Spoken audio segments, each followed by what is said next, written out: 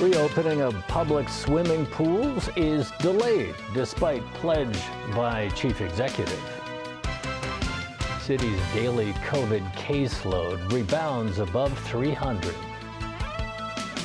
And only 1 out of the 7 youth hostels announced by government 10 years ago is completed.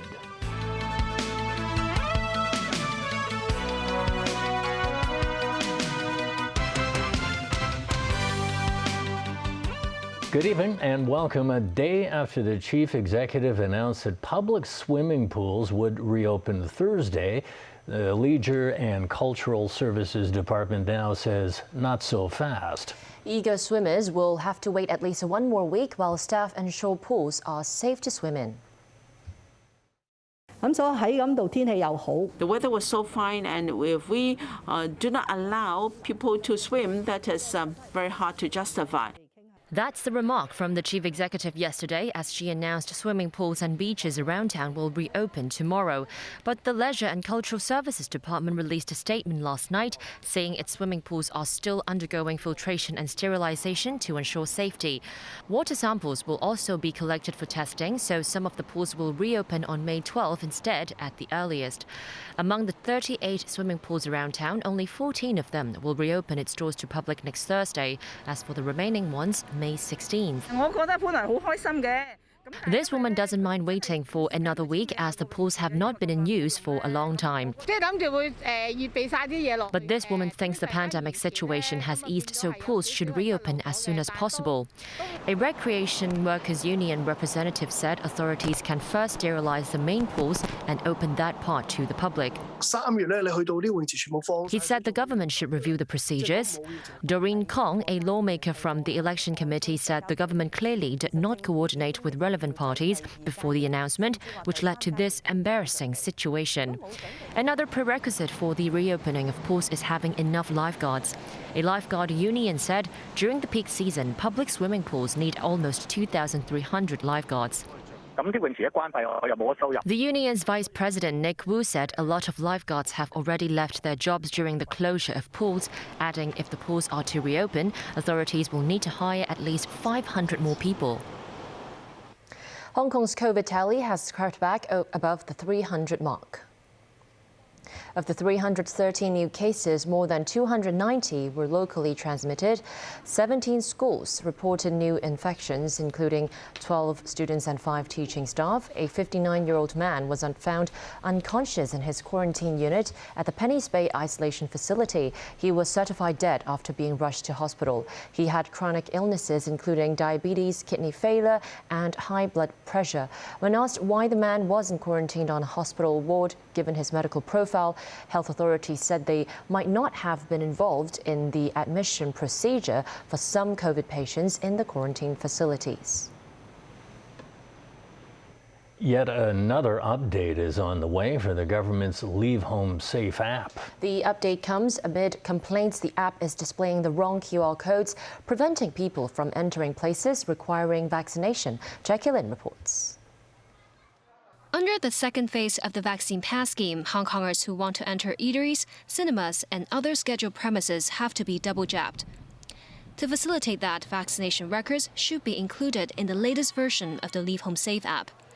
For those who fulfill the inoculation requirement, a blue QR code will appear. As for people yet to be fully jabbed or have their medical exemption or COVID recovery records expired, their code will be in blue but framed in red. For those with neither vaccination record nor medical exemption, the code will be red. They will be barred from scheduled premises. But some residents say their Leave Home Safe app has appeared red even when they've received 3 doses of vaccine. Honorary President of Hong Kong Information and Technology Federation Francis Fang said that's because some phones couldn't keep up with latest updates from the app. Fang added that's relatively common for Android phones, which come in different brands and versions, and developers might not have undertaken test runs on all models. Another revelation about the contact tracing app on Tuesday night. The FactWire news agency reported the Leave Home Safe app contains a facial recognition tool in its source code for the Android version, a feature the government's IT arm later omitted. The Office of the Government Chief Information Officer said the facial recognition tool has been bundled in a readily available module in the market, which the app's developer used. An update will be issued to the app to remove the unnecessary function. The office said the government has never asked for or activated the facial recognition feature.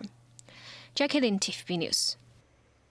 5 of the 28 community centres will gradually stop operations starting the end of this month, as the government said demands for COVID jabs have dropped. Other centres will either be merged or shorten the operating hours. Starting May 16th, children community vaccination centres will open from 10 a.m. to 6 p.m. Starting next month, community vaccination centres will open from 10 a.m. to 6 p.m. on weekdays and operate for 12 hours starting 8 a.m. during weekends. The University of Hong Kong's Look Yew Hall Centre will close on the 22nd of this month. 4 centres will also shut down next month. The Legislative Council has passed the government's budget for the current financial year. The Appropriation Bill 2022 was passed this afternoon, with 87 lawmakers voting in favor and 1 abstention. During deliberation, the meeting was disrupted for 6 minutes as someone shouted from the public gallery. Dick Chi-Yun, who represents the social welfare sector, abstained because he said the budget will cut the recurring expenses of social welfare organizations by 1%. But according to the Secretary for Labor and Welfare, La Chi-Kwong, there is actually a 5.5% hike in the money being allocated to the Social Welfare Department for welfare services. The government has revealed that only 1 of the 7 projects under the Youth Hostel scheme has been completed. The hostels are intended to help meet the aspirations of some working youths in having their own living spaces. Under the scheme announced in the 2011 to 2012 policy address, non-governmental organizations would be fully funded to construct youth hostels on sites owned by them. 1 youth hostel in Tai Po was completed in March 2020, providing 80 hostel places. 4 more projects are expected to be completed by 2025. The remaining 3 projects are still under planning. Lawmaker Vincent Cheng said the next administration should review and scrutinize the scheme. Today is the 103rd anniversary of the May 4th movement in China, a historic event involving patriotic activities by students in Beijing shortly after World War I. Members of the Committee of Youth Activities in Hong Kong attended a flag-raising ceremony at Golden Bohemia Square in Wan Chai to commemorate the occasion. Caleb Low reports. The flag-raising ceremony was conducted by uniformed police officers. They adopted the Chinese-style foot drill when they marched into the Golden Bohemia Square.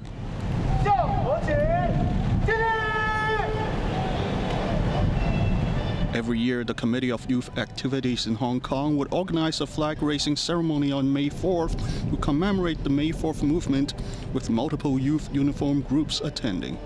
However, only 13 core members of the committee attended this year's ceremony because of the pandemic. Kenneth Falk, a committee chairman, described the annual event as simple and solemn.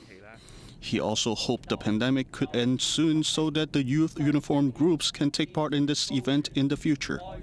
The group recited the May 4th manifesto and also urged Chief Executive candidate John Lee to fully implement his election manifesto about youth. Stanley Choi, also a chairman of the committee, said many young people are eager to join government committees to have their voices heard. Choi also said John Lee's manifesto has covered a lot of problems in Hong Kong that need to be solved, such as housing and healthcare issues. He hopes Lee can garner a good political team to help him implement his manifesto. On May 4, 1919, the then Chinese government's weak response to the Treaty of Versailles triggered mass student-led protests in Beijing. They were angry that China's territorial claims had been largely ignored by the victorious Allied powers. It later became known as the May 4th movement. In December 1949, the State Council formally designated May 4th as China's annual Youth Day. Caleb Leung, TVB News. Chief Executive Election candidate John Lee attended a May 4th event at West Kowloon Cultural District this afternoon. He promised to promote youth development in Hong Kong if he's elected, and also commented on cultural and press freedom. Culture and art is a matter of diversity and inclusion. So anything that is available, provided it operates within the confines of the law, then there is maximum freedom. There have been people who try to give the impression that they are doing media work, but in fact they are pursuing political and personal purposes, which in fact has polluted press freedom in Hong Kong. Still ahead on tonight's news. The ICAC reports 18% more corruption complaints last year. Top European Union official calls for ban for Russian oil by all of the EU. And US political heavyweights join escalating debate on abortion rights.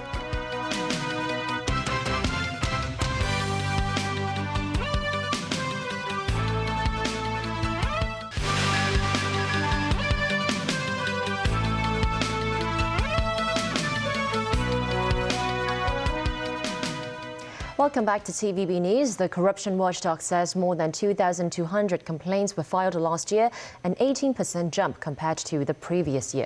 Meanwhile, the head of the Independent Commission Against Corruption says so far he has not seen any acts of incitement urging people not to vote in Sunday's chief executive election.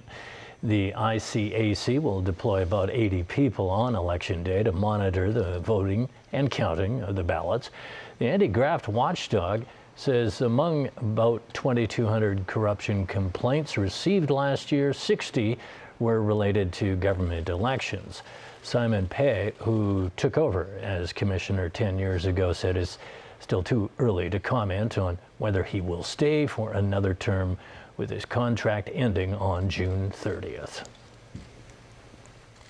Overseas in Ukraine, another attempt is being made today to evacuate more people from the shattered southern city of Mariupol. More than 120 people have been evacuated from a bombed-out steel mill during a brief ceasefire, but 8 workers say many more remain trapped. Russian forces have resumed shelling the facility 2 weeks after the Russian president ordered his military to block the plant, not storm it.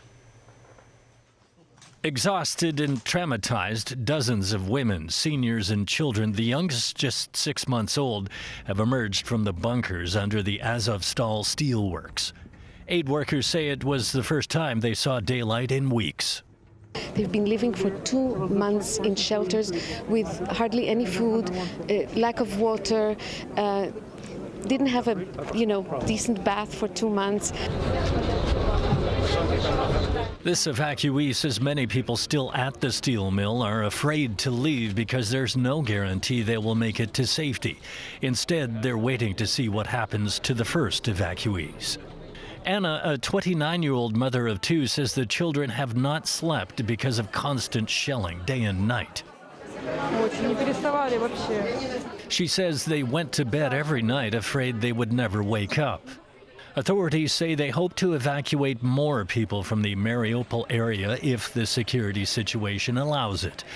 Ukrainian President Volodymyr Zelensky accused Russia of breaching agreements to pause fighting to allow civilians to escape. He added there's still a chance to save other people. But the situation for those left behind is grim. Hundreds of civilians and Ukrainian fighters are still inside the plant. Ukrainian commanders say 2 women were killed and several other people injured amid renewed Russian attacks. In the capital, relatives of those soldiers marched to the presidential office demanding the soldiers be evacuated. The wife of one of the soldiers said the president must do everything possible to keep them safe. Meanwhile, airstrikes in the western city of Lviv have damaged power lines, cutting off electricity in some districts. Elsewhere, Russian forces have unleashed artillery fire on towns in eastern Ukraine, killing and wounding dozens of civilians. Authorities say it's the highest number of known fatalities in weeks. A top official at the European Union is calling on the 27-nation bloc to ban oil imports from Russia in a sixth package of sanctions targeting Moscow in its war in Ukraine. European Commission President Ursula von der Leyen also proposed that Russia's largest bank and two others be disconnected from the SWIFT international banking payment system. In an address to the European Parliament, von der Leyen called on EU member nations to phase out imports of crude oil within 6 months and refined products by the end of the year. The proposals need to be unanimously approved to take effect and are likely to be the subject of fierce debate. Von der Leyen conceded that getting all 27 member countries to agree on oil sanctions will not be easy. A U.S. Supreme Court draft decision on abortion rights has quickly become a major issue for the upcoming midterm elections in November. The draft decision, leaked Monday night, would overturn the 1973 Roe v. Wade case that legalized abortion nationwide. Ellen Booknia reports. There were demonstrations across the United States. In Washington, hundreds gathered outside the Supreme Court building. I don't think any of us thought that 50 years of precedent on Roe v. Wade could just be tossed out at the flick of a fingernail.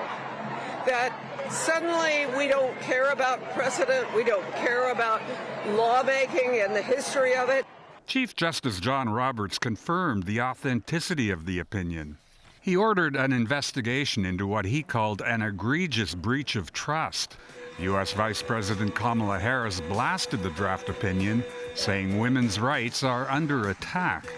If the court overturns Roe v. Wade, it will be a direct assault on freedom, on the fundamental right of self-determination to which all Americans are entitled.